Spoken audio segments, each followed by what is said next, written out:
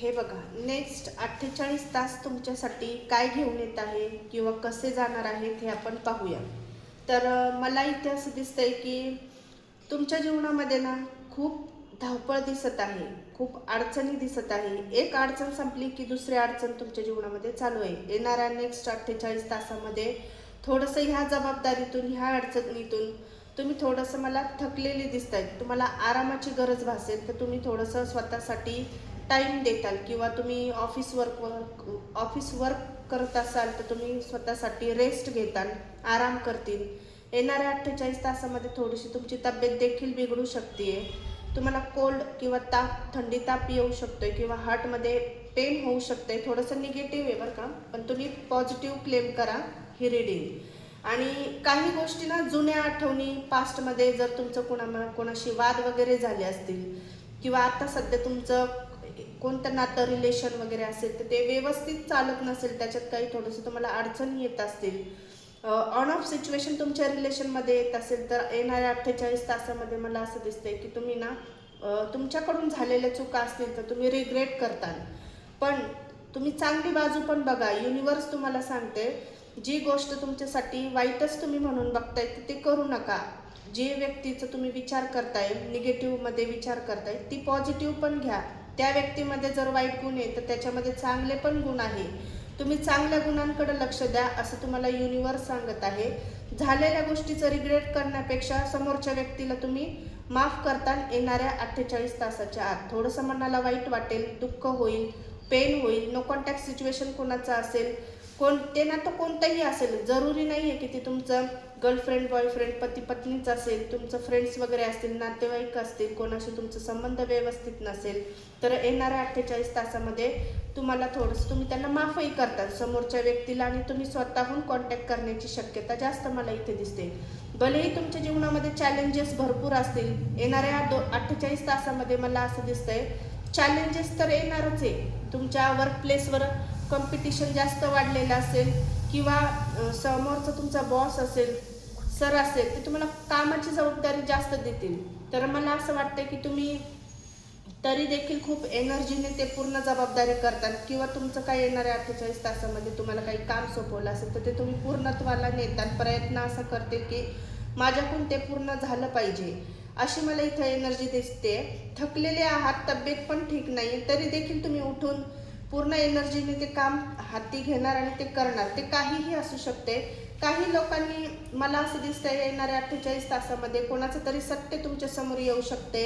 कोणी तुम्हाला फसवलं असेल, कुठं पैसे इन्व्हेस्ट केले असेल किंवा कोणावर तुम्ही खूप विश्वास ठेवला असेल, ते नात्यांमध्ये असेल, फ्रेंडशिपमध्ये असेल, काही गोष्टी, काही इन्व्हेस्टमेंट, तर मला इथे असं दिसतंय ते फसवणूक होण्याची शक्यता जास्त दिसते. काही लोकांचं सत्य जे तुमच्या मागं बॅक बिचिंग करतात, तुमच्या मागे बोलतात किंवा त्यांचं सत्य तुमच्या समोर येण्याची शक्यता आहे. जे समोरून खूप चांगले दाखवतात पण मागून तेवढंच तुमचे शत्रू सारखं तुम्हाला बघतात, तुमचे शत्रू असू शकतात, तर त्यांचा एक चेहरा तुमच्या समोर येण्याची शक्यता जास्त दिसते.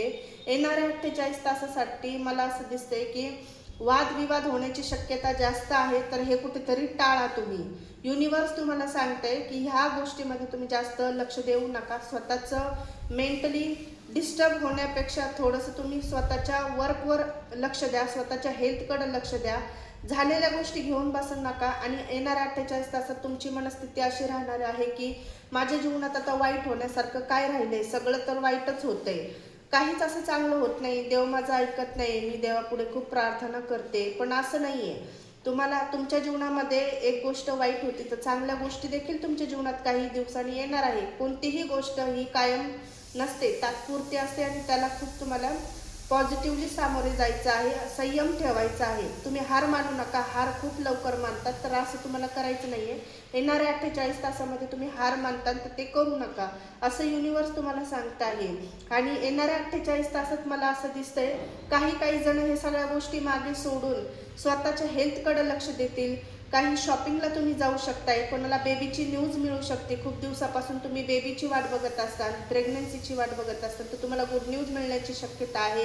स्वतःसाठी तुम्ही खरेदी करताल आणि आध्यात्मिक गोष्टीमध्ये तुमचा रस वाढेल. कुठेतरी फिरायला देखील तुम्ही जाऊ शकताय आणि तुमचा बिझनेस असेल, तुमचं करिअर असेल, त्याच्यामध्ये तुम्हाला ग्रोथ होताना दिसेल. एज्युकेशन किंवा स्टुडंट असेल तर एज्युकेशनमध्ये तुम्हाला मला असं दिसतं की इंटरेस्ट तुम्हाला येईल, अभ्यासामध्ये मन लागत नसेल, स्टडीमध्ये मन लागत नसेल तर मला इथे असं दिसतंय तुमचा कॉन्फिडन्स देखील वाढणार आहे, ब्युटीकडे तुम्ही लक्ष देणार आहे, कपडे खरेदी करू शकताय, वस्तू खरेदी करू शकताय येणाऱ्या 48 तासामध्ये. कुणाला गुड न्यूज देखील भेटू शकते. पण इथे 48 तासामध्ये मला असं दिसतंय की पैशावर नियंत्रण ठेवा, खर्चावर नियंत्रण ठेवा. खर्च जास्त होऊ शकते तर कुठेतरी तुम्हाला पैसे खर्च केल्यानंतर पस्ताव होण्यापेक्षा आधीच तुम्ही बजेट बनवा किंवा तुम्ही त्याचं नियोजन करा की मला 48 तासामध्ये येणारा काय खर्च करायचा आहे किंवा काय नाही करायचं. जे तुमचं नियोजन असेल त्या पद्धतीने तुम्ही घ्या. ओव्हरऑल चांगला दिवस आहे, थोडासा वाईटही आहे, थोडं चांगलं पण आहे, पण चांगले घ्या तुम्ही या रिडिंगमधून आणि क्लेम करा चांगल्या गोष्टींसाठी. निगेटिव्ह काहीच घेऊ नका. तुम्ही जेवढी क्लेम करता पॉझिटिव्ह ही रिडिंग तेवढीच तुमच्याकडे पॉझिटिव्ह वेने ही येईल. क्लेम करा ही रिडिंग, लाईक करा, फॉलो करा. यूट्यूबवर असाल तर सबस्क्राईब करा. पर्सनल रिडिंगसाठी मला DM करा.